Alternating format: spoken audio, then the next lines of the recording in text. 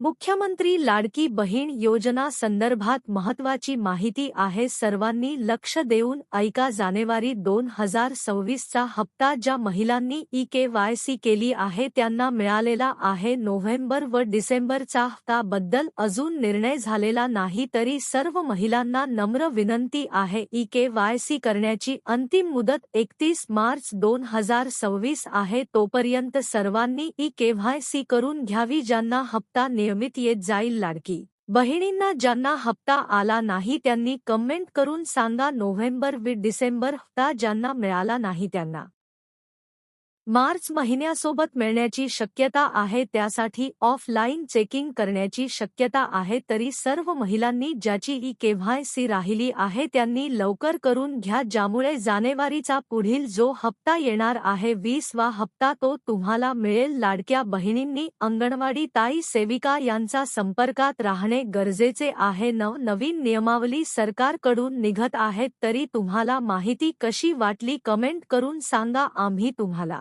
माहिती सांगत जाऊ. धन्यवाद.